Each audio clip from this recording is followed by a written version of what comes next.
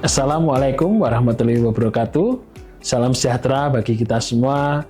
Shalom, Om Swastiastu, Namo Buddhaya, salam kebajikan, salam Pancasila, Rahayu. Perkenalkan, saya Airlangga Suryanagara, dosen bagian Hukum Tata Negara Fakultas Hukum Universitas 11 Maret Surakarta yang mengampu mata kuliah Hukum Tata Negara.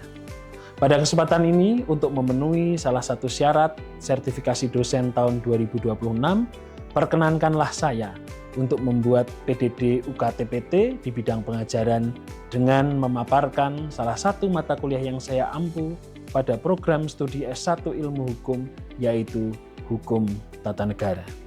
Hukum Tata Negara adalah mata kuliah 3 SKS pada semester 2 yang membahas asas-asas atau prinsip dan norma hukum yang mengatur susunan dan fungsi negara, konstitusi, demokrasi, sistem pemerintahan, kelembagaan negara, dan hak asasi manusia. Adapun capaian pembelajaran mata kuliah ini adalah mahasiswa mampu memahami, menjelaskan, dan menganalisis asas dan norma HTN Indonesia yang mengatur susunan dan fungsi negara, sistem pemerintahan, format kelembagaan negara, hubungan antar lembaga negara, hubungan negara dan warga negara, dan hak asasi manusia. Selanjutnya, materi pembelajaran dalam mata kuliah ini hingga pertemuan ke-8 adalah sebagai berikut.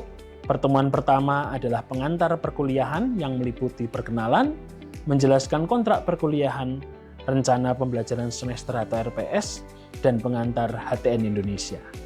Pertemuan kedua membahas mengenai hakikat hukum tata negara dan sumber-sumber hukum tata negara Indonesia. Pertemuan ketiga akan membahas mengenai asas-asas hukum tata negara Indonesia. Pertemuan kelima membahas sistem pemerintahan dan sistem pemerintahan di Indonesia. Pertemuan keenam membahas mengenai demokrasi.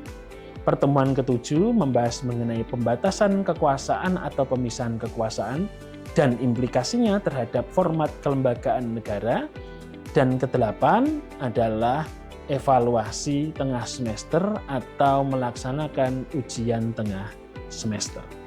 Model pembelajaran yang kita gunakan dalam mata kuliah Hukum Tata Negara mengacu pada pedoman moda pembelajaran UNS adalah metode pembelajaran hybrid, yaitu 60% pembelajaran luring secara tatap muka dan 40% pembelajaran secara daring, baik yang dilaksanakan secara sinkronus melalui media Zoom maupun secara asinkronus melalui media pembelajaran SPADA UNS.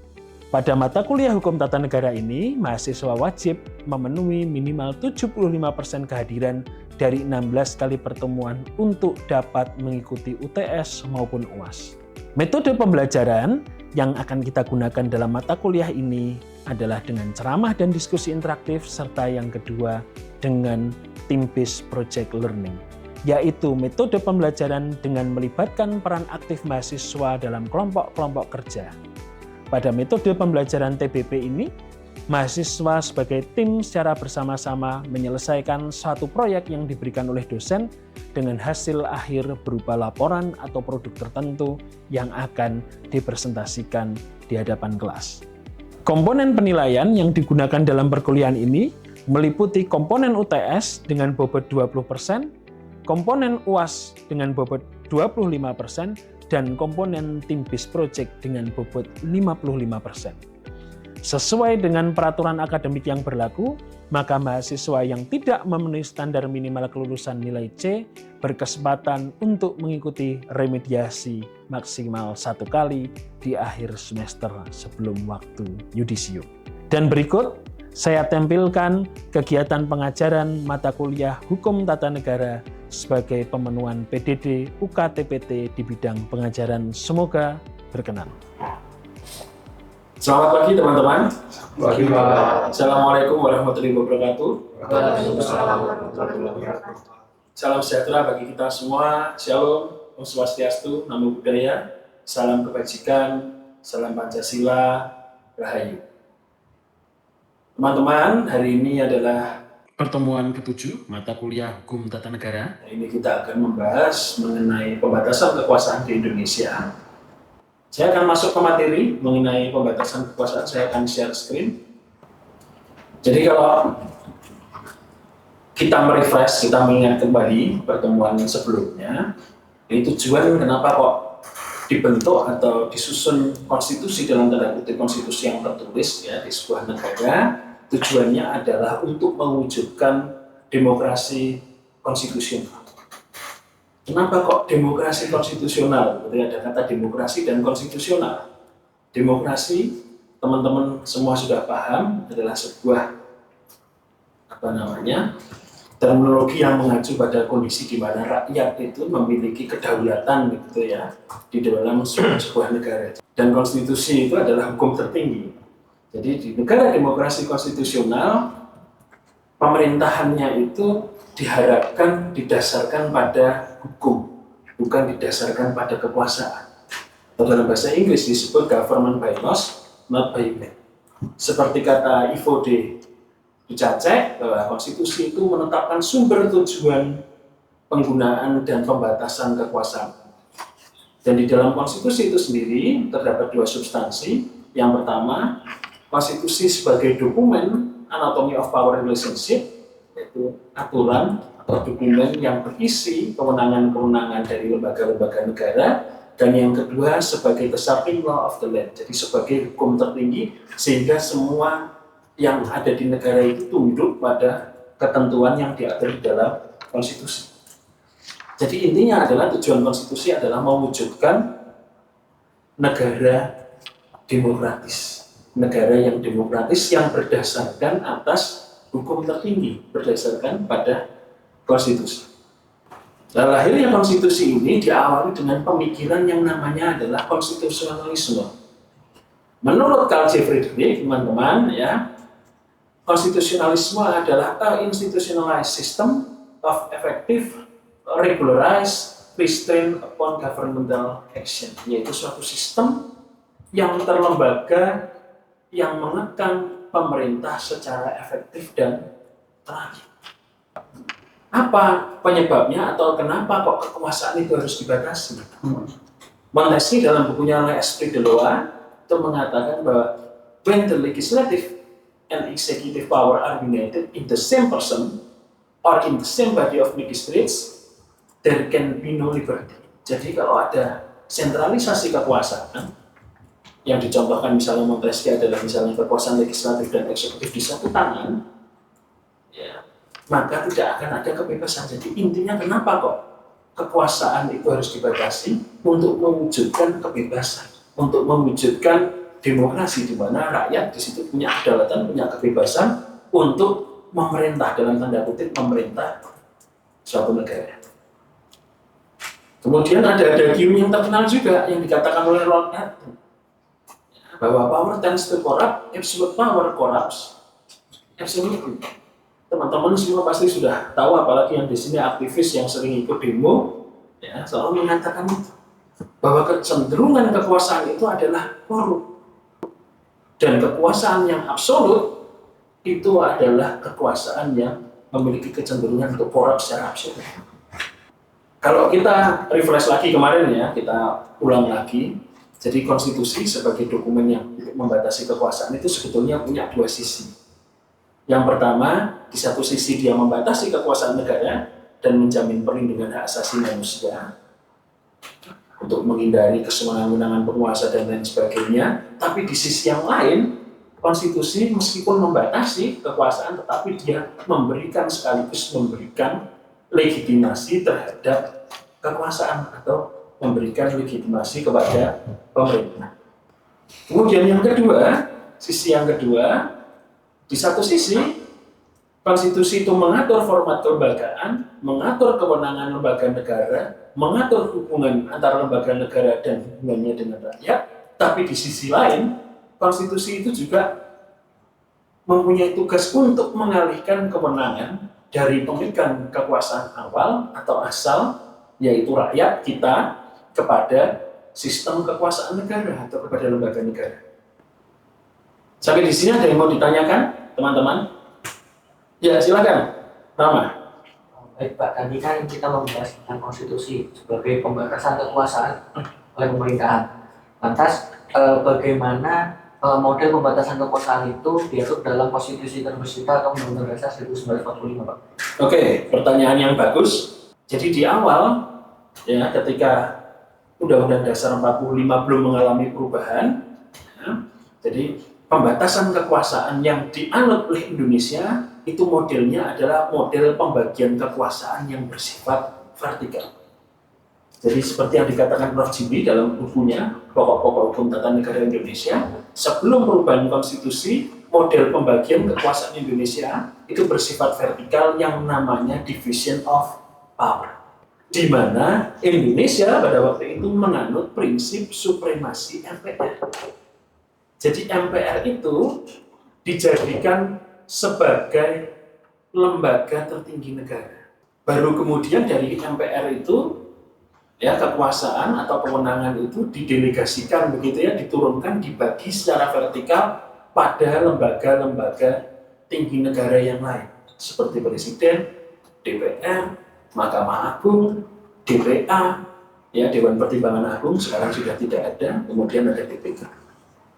Jadi di dalam konstitusi kita, konstruksi awal konstitusi kita ini khas teman-teman, kita tidak menganut separation of power, model separation of power khas Amerika. Tapi kita menganut yang namanya division of power. Nah, bedanya apa dengan division antara division of power dengan separation of power? Kalau separation of power itu membagi atau memisahkan secara tegas fungsi-fungsi lembaga negara atau fungsi-fungsi kekuasaan. Contohnya fungsi legislatif dengan fungsi eksekutif itu terpisah jelas. Tapi kalau di dalam pembagian kekuasaan berdasarkan Undang-Undang Dasar 45 sebelum amandemen, tidak ada pemisahan. Contohnya tadi fungsi legislatif dan fungsi eksekutif itu bercampur. Kok bisa, Pak?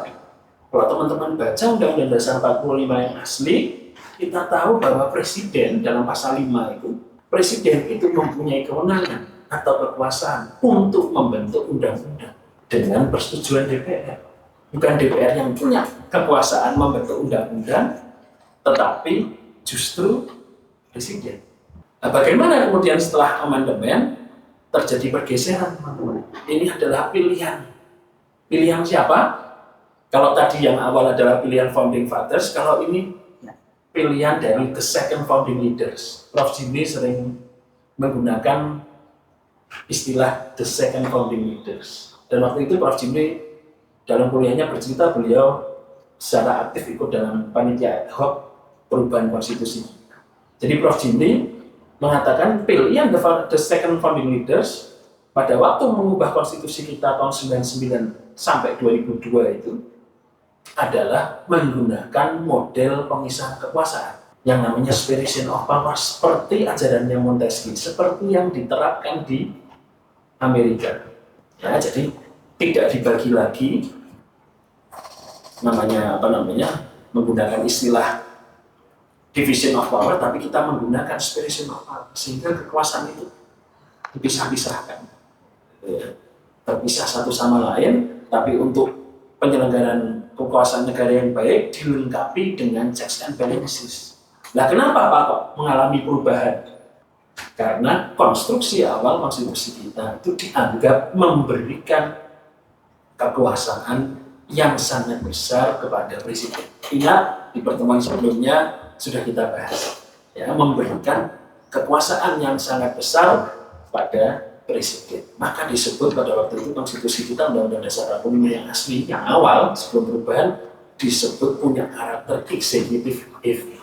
Coba kemudian diubah, dikonstruksikan ulang, dilakukan rekonstruksi, kita kemudian menerapkan yang namanya separation of power. Ada feedback, Rama? Ya, terima kasih. Izin bertanya Pak, menyambung argumen Bapak tadi terkait pemisahan kekuasaan dan kaitannya dengan pembagian kekuasaan. Pertanyaan yang ingin saya ajukan adalah mengapa sih perubahan dari model pembagian kekuasaan vertikal sebelum amandemen Undang-Undang Dasar 1945 itu menjadi sebuah model pemisahan kekuasaan horizontal? Apakah karena MPR pada saat itu ditempatkan sebagai lembaga tertinggi negara yang memegang kedaulatan rakyat sepenuhnya, lalu setelah amandemen Undang-Undang Dasar, model pemisahan kekuasaan tersebut dianggap dapat memperkuat sebuah demokrasi konstitusi di Indonesia? Terima kasih, Raka. Pertanyaannya tajam ya. Ini tadi berkorelasi dengan pertanyaannya Rama. Jadi kenapa kok kemudian diubah gitu ya? Karena memang konstitusi kita yang lama itu mengalami punya kelemahan-kelemahan yang tadi memberikan kekuasaan yang sangat besar kepada presiden, sehingga terjadi banyak penyalahgunaan kekuasaan karena menumpuknya kekuasaan di satu tangan. Termasuk dalam kaitannya, saya tunjukkan teman-teman ya, model pembatasan kekuasaan dan pembagian kekuasaan di Indonesia. Jadi kekuasaan itu dibagi di tingkat pusat, namanya dibagi secara horizontal, itu tadi dengan division of power yang kemudian berubah menjadi separation of power. Ya, kemudian secara vertikal hierarkis berdasarkan teritorial, dibagi lagi yang namanya territorial division of power. Ada yang dipegang dilaksanakan oleh pemerintah pusat, ada yang dilaksanakan oleh pemerintah daerah.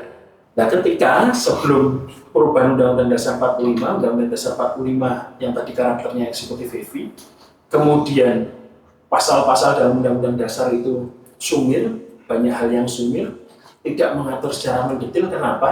Karena ingat, konstitusi kita yang awal itu memang disusun sebagai konstitusi revolusi. Tujuannya adalah untuk mengantar Indonesia sampai merdeka. Setelah itu kita harus menyusun konstitusi lagi yang lebih baik, yang lebih sempurna. Tapi pada kenyataannya sampai tahun 99 tidak pernah terjadi. Karena apa? Karena konstituante bersidang dari tahun 55 sampai 59 tidak menghasilkan konstitusi yang baru, kemudian terjadi konstitusional deadlock. Akhirnya Bung Karno dengan dukungan militer pada waktu itu mengeluarkan dekret presiden, sehingga kita nggak punya konstitusi yang baru, konstitusi yang betul-betul baik. Nah, konstitusi yang awal ini memang mengandung banyak ketidaksempurnaan karena hanya dibahas dalam waktu yang singkat. Konstitusi Amerika, konstitusi Polandia, konstitusi Prancis itu dibahas dalam waktu yang lama sampai kemudian diberlakukan. Undang-Undang Dasar 1945 itu hanya dibahas dalam hitungan bulan. Maka mengandung banyak kelemahan. Nah, kelemahan ini teman-teman bisa menghasilkan pada prakteknya kita bisa melihat pemerintahan yang otoriter bisa menorde lama. Sampai kemudian meletus peristiwa yang namanya G30S, PKI, atau disebut juga Gestop, Gerakan 1 Oktober oleh Bung Karno disebut Gestop. Kemudian diberlakukan kembali Undang-Undang Dasar 45, bahkan pada zaman Orde Baru coba disakralkan, tidak boleh diubah, tidak boleh diotak-atik. Hasilnya apa? Hasilnya pemerintahan Soeharto selama 32 tahun menjadi pemerintahan yang sangat kesial. Nah, ini membuktikan bahwa kelemahan di konstitusi kita itu, yaitu penumpukan kekuasaan itu mengakibatkan pemerintahan yang otoriter dan berkarakter non-demokratis. Itu ya Rama? Raka ya? Ya. Raka. Terima kasih, ada feedback Raka, cukup. Jadi kita kembali lagi ke soal bagaimana cara membatasi kekuasaan. Jadi yang pertama kita bahas dulu sejarah pembatasan kekuasaan. Awalnya sejarahnya lahir konsep mengenai pembatasan kekuasaan itu sebetulnya adalah reaksi. Reaksi terhadap apa? Reaksi terhadap fenomena absolutisme raja yang ada di negara-negara Eropa pada masa-masa abad pertengahan. Ada reaksi dari para pemikir yang pada waktu itu menghendaki harus ada perubahan, dan kemudian diawali dengan Renaissance dan kemudian abad reformasi di Eropa, ya, muncul banyak pemikiran untuk melakukan demokratisasi kehidupan di negara-negara di Eropa, dan itu mengakibatkan atau berimplikasi pada berubahnya model negara atau bentuk negaranya. Ada beberapa kemudian yang dia tetap monarki, tadinya monarki absolut berubah menjadi monarki konstitusional. Kekuasaan rajanya itu dibatasi oleh konstitusi, ya, dibatasi oleh praktik-praktik demokrasi melalui parlemen dan lain sebagainya. Contohnya Inggris. Ada juga yang kemudian monarkinya ditumbangkan, diganti berubah menjadi republik konstitusional. Jadi di abad pertengahan teman-teman, ketika gereja itu berkuasa penuh, ada dualisme. Ada kekuasaan gereja dan kekuasaan raja-raja feodal. Kekuasaan gereja mulai runtuh, mulai berkurang, kekuasaan feodal menguat. Nah, itu menimbulkan reaksi tadi. Ada tuntutan untuk melakukan perubahan, melawan absolutisme raja, ya, untuk menghasilkan monarki konstitusional dan republik konstitusional. Nah, pemikirnya siapa saja? Yang menonjol minimal ada 3. Teman-teman sudah kenal semua dari semester pertama. Yang pertama adalah C.C. Rousseau mengajarkan teori kontrak sosial yang sudah kita pelajari ya di mata kuliah ilmu negara. Kemudian yang kedua ada yang namanya John Locke dari Inggris mengajarkan pembatasan kekuasaan dengan membagi kekuasaan negara menjadi 3. Ada legislatif, eksekutif, dan federatif. Dia menulis pemikirannya ini di dalam bukunya yang judulnya Two Treatises of Civil Government di abad ke-17. Pemikiran John Locke ini kemudian dilanjutkan oleh seorang yang namanya Montesquieu. Teman-teman sudah kenal semua karena ini selalu disebut-sebut dalam bukunya L'Esprit de Loi. Ya, Montesquieu itu mengidealkan begitu ya, kekuasaan di sebuah negara itu harus dipisahkan dalam 3 cabang kekuasaan. Yang pertama adalah kekuasaan legislatif, kedua kekuasaan eksekutif, dan ketiga adalah kekuasaan yudikatif. Jadi intinya sebetulnya sama. Kenapa kok kekuasaan itu harus dipisah-pisahkan, harus dibatasi, dibagi-bagi ke dalam cabang-cabang kekuasaan negara? Tujuannya supaya tidak terjadi penumpukan kekuasaan. Tapi teorinya Montesquieu ini juga tidak tanpa celah, teman-teman. Ada kekurangannya juga. Salah satu yang mengkritik adalah ahli hukum yang namanya Frank Johnson Goodnow. Ya. Goodnow ini mengkritik Montesquieu, kenapa? Karena bagi dia, argumennya Goodnow ya, mengatakan bahwa Montesquieu ini salah kaprah dalam membaca dan mengkaji fenomena peradilan di Inggris dengan menggunakan kacamata sivil, karena Montesquieu berasal dari Prancis. Prancis itu tradisinya adalah tradisi hukum sipil, civil law system. Kemudian dia mencoba mengkaji fenomena peradilan di Inggris, tapi kacamatanya dari sipil law. Sehingga dalam bukunya Goodnow dia menjelaskan bahwa menurut Goodnow yang ideal itu bukan seperti yang dikatakan oleh Montesquieu. Jadi yang dikatakan Montesquieu yang namanya trias politika itu sebetulnya nggak real. Karena apa? Karena sebetulnya tidak ada pemisahan kekuasaan yang betul-betul real seperti itu, tidak. Bagi Goodnow, pemisahan kekuasaan atau pembatasan kekuasaan itu yang ideal adalah yang pertama adalah kekuasaan membuat hukum, yang kedua adalah kekuasaan untuk melaksanakan atau menerapkan hukum. Kenapa kok begitu? Karena misalnya, kenapa kok dikatakan bukan tadi ada kekuasaan eksekutif, legislatif, dan yudikatif? Enggak seperti itu. Karena misalnya hukum itu bisa dibuat parlemen, tetapi juga bisa diciptakan oleh hakim, diciptakan melalui putusan-putusannya. Begitu juga eksekutif. Eksekutif tidak hanya sekedar melaksanakan hukum, tetapi dia juga bisa membentuk hukum. Kok bisa? Karena tidak bisa kemudian hanya sekedar melaksanakan undang-undang, tapi ketika undang-undang itu harus mau dilaksanakan, eksekutif terlebih dulu harus membentuk implementing regulation atau membentuk peraturan pelaksanaan. Ya, teman-teman mungkin ada feedback lain, ada pertanyaan, silakan. Izin Pak bertanya tadi terkait dengan tujuan pembatasan konstitusinya itu, bahwasannya tujuan pembatasan kekuasaan berdasarkan konstitusional itu merupakan untuk mewujudkan negara yang demokrasi. Nah, tapi kira-kira apa sih tantangan yang terbesar dalam praktik konstitusional di demokrasi ini? Oke, terima kasih, Deon. Pertanyaannya bagus. Jadi bagi saya yang sekarang menggejala begitu, yang menjadi tantangan tidak hanya di Indonesia, tapi di negara-negara yang mempraktikkan atau melaksanakan demokrasi, itu adalah oligarki. Oligarki itu apa? Oligarki itu adalah pemerintahan yang dijalankan oleh sekelompok kecil orang, begitu ya, yang sangat berkuasa, yang dia bisa mengendalikan jalannya pemerintahan dan mengendalikan masyarakat.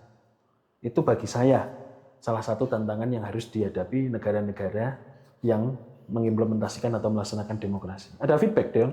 Mengapa Pak oligarki tersebut bisa terjadi padahal negara tersebut menganut sistem demokrasi konstitusional itu? Baik, jadi ada beberapa faktor. Kalau secara teoretik ada pemikiran yang menarik itu dari sosiolog Jerman namanya Robert Michels. Dia punya teori yang namanya The Iron Law of Oligarchy. Ya, dia adalah bukan ahli hukum ya, tapi sosiolog. Menurut Robert Michels, ya, oligarki itu adalah fenomena yang tidak bisa dihindari. Maka disebut sebagai fenomena hukum besi yang terjadi pada hampir setiap organisasi. Tak terkecuali termasuk terjadi pada negara. Oligarki itu nggak peduli begitu ya, seberapa egaliter atau seberapa radikal ideologi partai atau bagaimana ideologi negaranya begitu. Tapi kalau secara faktual gitu ya, dalam praktik di Indonesia, kenapa kok oligarki itu terjadi dan kemudian tumbuh subur di Indonesia? Yang pertama, itu karena ada warisan budaya feodal yang punya kecenderungan untuk mengkultuskan individu-individu tertentu. Kita bisa lihat juga fenomena-fenomena terjadi, misalnya di sekitar kampus kita saja. Fenomena politik dinasti di daerah Soloraya. Oh, luar biasa fenomena politik dinasti itu. Itu karena apa? Pengaruh warisan feodal. Yang kedua, itu karena praktek pemilu. Jadi pemilu kita ini kan pemilu yang langsung. Ya, demokrasi secara langsung ini membutuhkan pembiayaan atau sumber atau dukungan logistik yang luar biasa, teman-teman. Sehingga apa? Sehingga politisi yang mau masuk di situ, dia mau ikut pemilu, mau ikut election, harus membutuhkan backup modal yang besar. Setelah kemudian mereka terpilih, menjalankan pemerintahan, masuk di parlemen, ya, mereka kemudian tidak lagi mendengarkan tadi konstituennya, pemilihnya, tetapi lebih mendengarkan oligarki-oligarki yang memberikan dukungan sama dia. Karena ada rasa hutang budi kepada backup oligarkinya.